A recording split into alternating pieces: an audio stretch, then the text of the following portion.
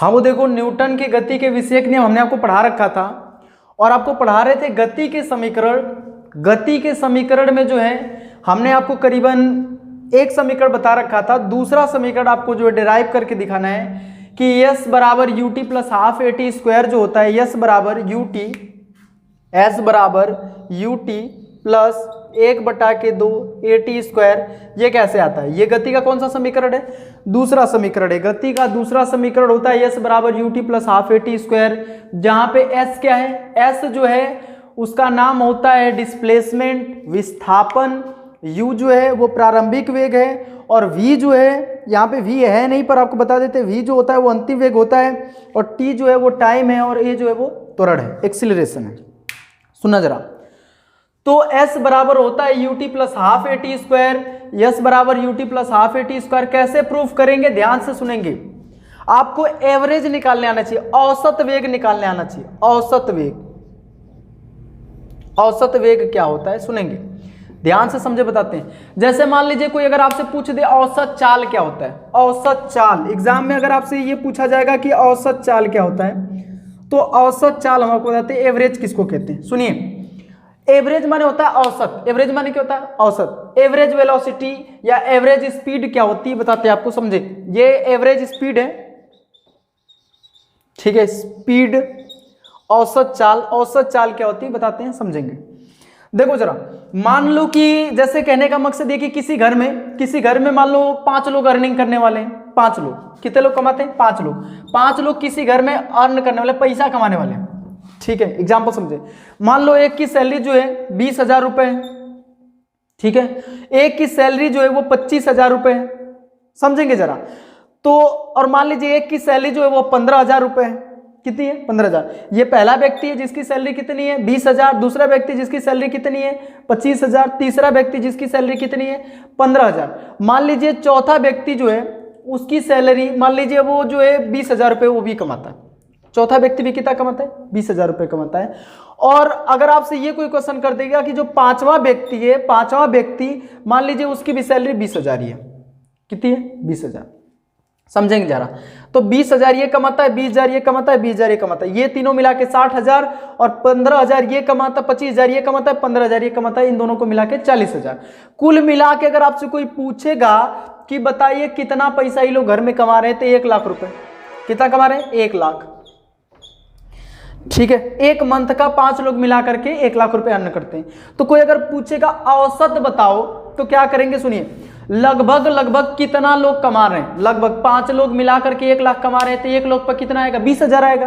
भाई अगर मिला करके इकट्ठा पैसा दिया जाए किसी को 1 लाख, 5 लोग मिला करके इकट्ठा घर पे 1 लाख रुपए दे और पूछा जाए एक व्यक्ति कितना लगभग भेजा होगा, तो आप कहेंगे हो सकता है कि भाई 5 लोग मिला करके 1 लाख भेज रहे थे, 1 लोग कितना भेजेगा? 5 से भाग कर दीजिए, 5 दूना के 10, तो 4 जीरो बच जाएगा। तो लगभग एक आदमी 20,000 रुपये भेज रहा है। एक आदमी कितना भेज रहा है? 20,000।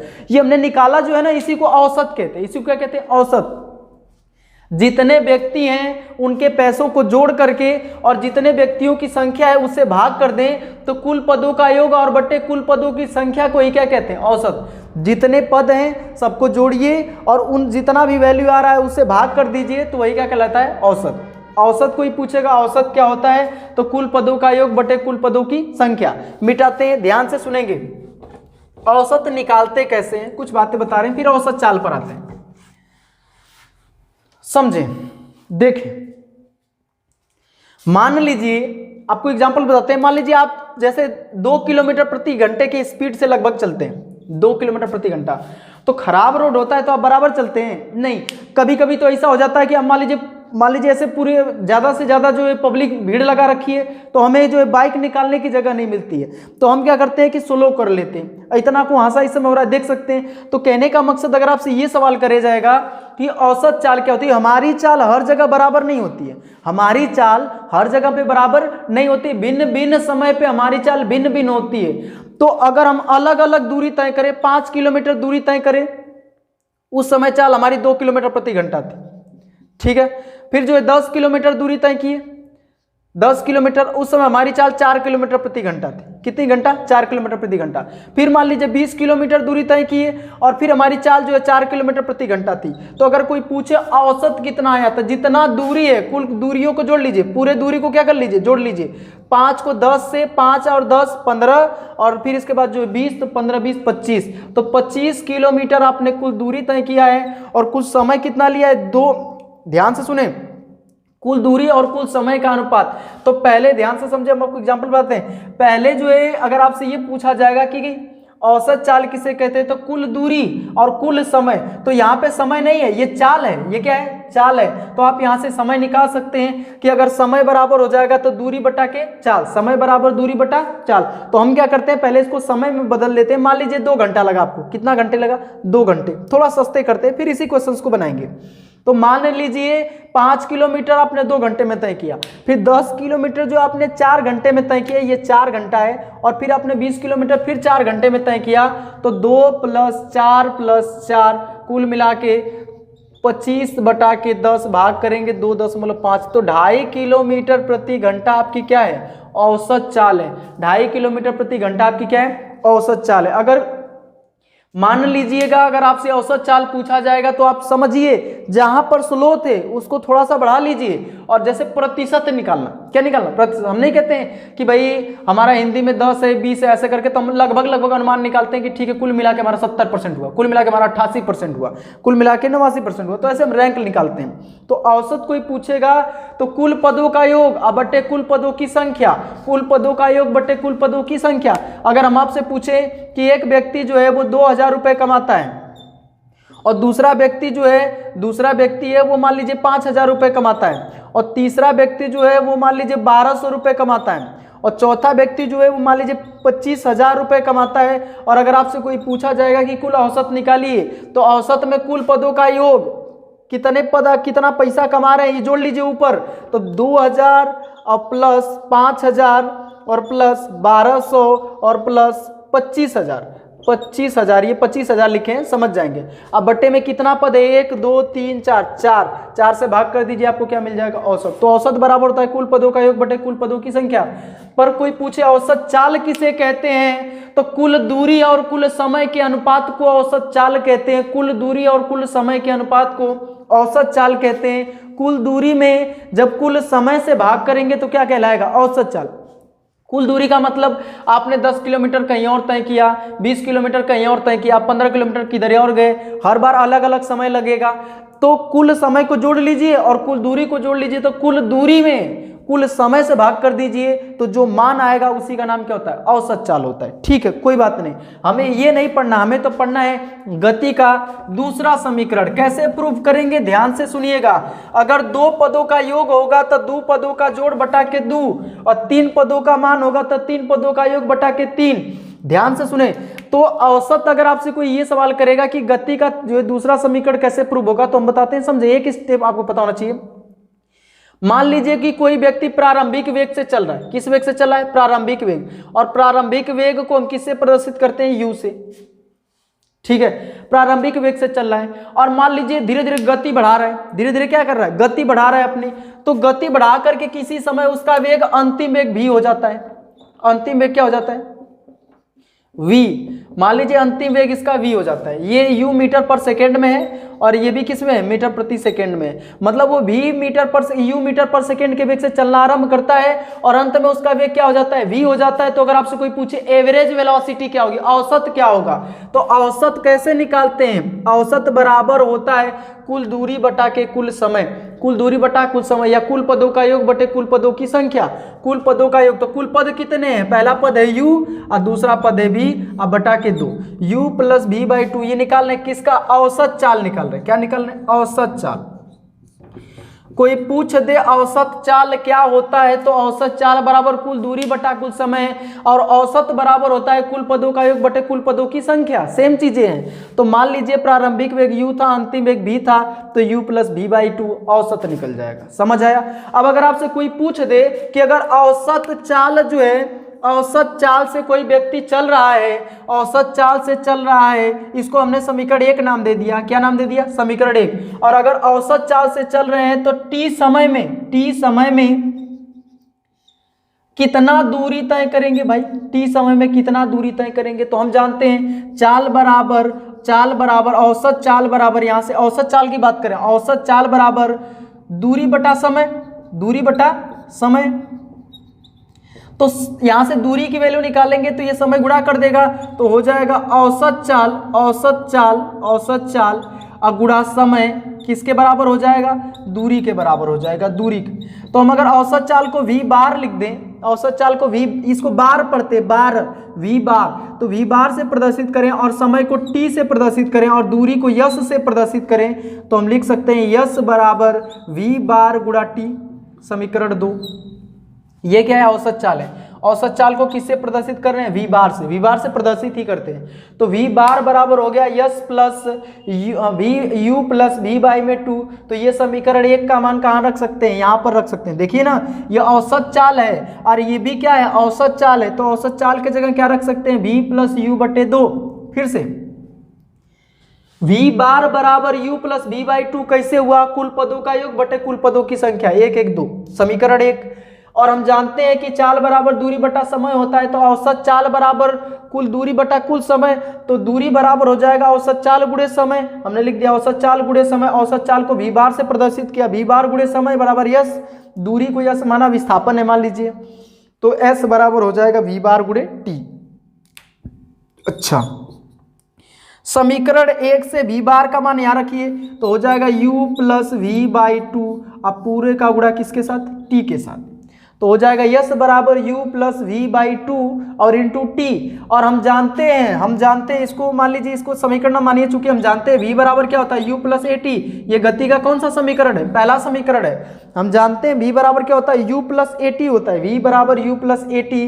तो गति के पहले समीकरण से आप इसको समीकरण 3 मान लीजिए और इसको मान लीजिए इक्वेशन 4, और समीकरण 4 से v का मान यहाँ पे रख दीजिए, इस v के जगह पे क्या मिलेगा, सुनिए, तो यस बराबर आपको मिलेगा u प्लस v के जगह क्या रखना है भाई, गति का पहला समीकरण u प्लस ए टी, अब पूरे के बटा के 2, इस पूरे का गुणा किसके साथ हो रहा है, t के साथ, तो t छोड़ दिया, ठीक है। u का u के साथ जोड़ेंगे तो हो जाएगा 2u, u को u के साथ जोड़ेंगे तो क्या हो जाएगा 2u प्लस ए टी, और पूरे का गुणा t के साथ अब बटा के 2। तो जानते हैं जब ये बटे में ये s की वैल्यू आ रही है, किसकी वैल्यू आ रही है, s की वैल्यू, यहाँ स्पेस कम है इसलिए यहाँ लिख रहे हैं, तो ध्यान से समझें। तो यस बराबर जो आपको कुल मिल रहा है, यस बराबर कुल मिल रहा है, वो मिला आपको, यहाँ से 2 से एक बार इसमें भाग कर दीजिए तो हो जाएगा 2u अब बटा के 2 प्लस ए टी अब बटा के 2 और इस पूरे का गुणा t के साथ, ये t लिखे, ठीक है। तो यस बराबर ये 2 से 2 कट जाएगा, u और t से गुणा कर लीजिए तो हो जाएगा ut और प्लस 1 बटा के 2 लिख सकते हैं इसको, और at पहले से और इस t से जब इसमें गुणा होगा तो हो जाएगा at स्क्वायर। तो यस बराबर हो जाएगा ut plus half at square, s बराबर ut plus half at square. कैसे प्रूफ करना है, घबराइए नहीं, बस आप मान लीजिए प्रारंभिक वेग u से चल रहा था और किसी समय उसका वेग क्या हो जाता है, v हो जाता है, तो औसत चाल v बार बराबर हो जाएगा u प्लस v बाई 2। और हम जानते हैं कि चाल बराबर दूरी बटा समय होता है, तो वहां से दूरी बराबर हो जाएगा चाल गुणे समय, माना विस्थापन यस है या दूरी यस है, तो यस बराबर v इंटू टी। तो वही v बार की वैल्यू जो है समीकरण 1 से समीकरण 2 में रख दीजिए, तो हो जाएगा यस बराबर u plus v by 2 into T, और v के जगह गति का पहला समीकरण u प्लस ए टी, तो v बराबर हो जाएगा u प्लस ए टी। तो यस बराबर हो जाएगा u plus A T by में 2 गुणे टी, या 2u प्लस ए टी बटा के 2 गुणे टी, और इस 2 को हम बारी बारी से दोनों के बटे में लिख सकते हैं और t से गुणा कर देंगे, तो यस बराबर हो जाएगा ut plus half A T square. ये गति का कौन सा समीकरण है, दूसरा समीकरण है, भूलिएगा नहीं। जहां यस क्या है, विस्थापन है भाई, यस क्या है, विस्थापन है, u क्या है, प्रारंभिक वेग है, t क्या है, समय है, 1/2 गिनती है, अचर पद है, a क्या है, त्वरण है, और t क्या है, समय है। इसका यूज कैसे करेंगे, सुनिए, मिटाते हैं, इसका यूज कैसे करेंगे आप, एप्लीकेशंस कैसे है इसका बताते हैं, समझें। आपसे पूछा जाएगा कि कोई व्यक्ति जो है 10 मीटर पर सेकेंड के वेग से चलना आरंभ करता है, 10 मीटर प्रति सेकेंड के वेग से चलना आरंभ करता है, लगाने की कोशिश करेंगे, चलना आरंभ करता है, जिसका त्वरण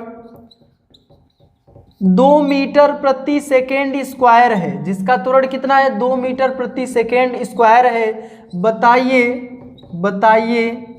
वह 5 सेकेंड में कितना दूरी तय करेगा। ठीक है, तो आइए लगाते हैं कैसे लगेगा। ये क्या दिया है 10 मीटर पर सेकेंड के वेग से चलना आरंभ करता है, तो आरंभिक वेग को u से प्रदर्शित करते हैं। u बराबर हो गया 10 मीटर प्रति सेकेंड, जिसका त्वरण 2 मीटर पर सेकेंड है स्क्वायर है, तो a बराबर 2 मीटर प्रति सेकेंड स्क्वायर। और जो है बताइए कि 5 सेकेंड में कितना दूरी तय करेगा, तो t बराबर 5 सेकेंड। तो हम जानते हैं कि हमें पूछ रहा है कि दूरी यस बराबर क्वेश्चन मार्क, ऐसा फार्मूला जिसमें u हो, a हो, t हो, यस हो, ऐसा फार्मूला जिसमें यस हो, u हो, a हो, t हो। याद आया गति का दूसरा समीकरण, यस बराबर ut plus half at square. उठा के रख दीजिए, यस बराबर u का मान इसमें देखिए 10 गुणे t का मान 5 प्लस 1/2 गुणे a का मान 2 और गुणे t का मान इसमें दिया है 5, तो 5 का स्क्वायर। यस बराबर ये एस है, तो ये 10 × 5 = 50 हो जाएगा, प्लस 2 से 2 कट जाएगा, 5 का स्क्वायर 25, और जब यस की वैल्यू निकालेंगे तो ये जाएगा 75 मीटर। समझ आया? तो ऐसे निकालते हैं क्वेश्चन। अगर आपसे दे डाटा में, तो पहले आपको क्या क्या दिया लिख लें, फिर क्या पूछ रहा है क्वेश्चन मार्क करें, आराम से बना सकते हैं। एक और क्वेश्चन लेते हैं, टफ नहीं है, बेसिक है।